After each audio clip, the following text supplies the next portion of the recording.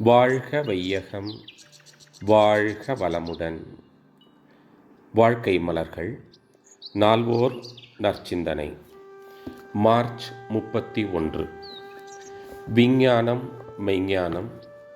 தலைப்பு: அழுத்தம், ஒலி, ஒளி, சுவை, மனம் எனும் 5 விளைவுகளுக்கு மூலமானதும் மெய்ப்பொருளானதும் காலம், தூரம், பருமன், வேகம் எனும் கணிப்புக்கு அப்பாற்பட்டதும் ஆகிய மெய்ப்பொருளினை பற்றியும் ஐயுணர்வுகளாகவும் சிந்தனை ஆற்றலாகவும் உள்ள அறிவை பற்றியும் உணர்ந்து கொள்ளும் தெளிவு மெய்ஞானம்.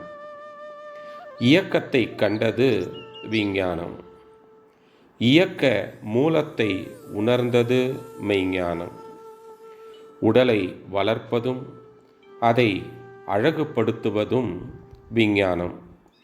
உள்ளத்தை மேன்மையாக்குவதும் தூய்மை ஆக்குவதும் மெய்ஞானம். வாழ்வில் சிறப்பளித்து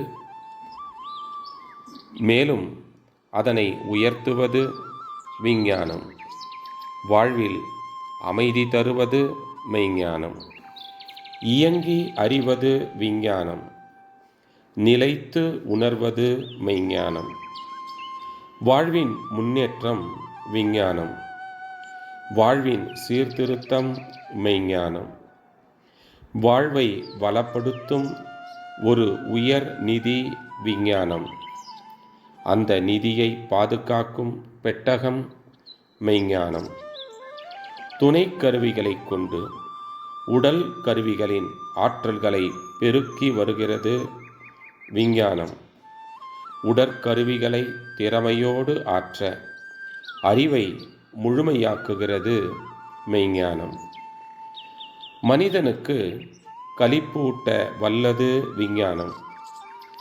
அக்களிப்பு சலிப்பாக மாறாமல் அளவு கட்டி காவல் புரிய வல்லது மெய்ஞானம்.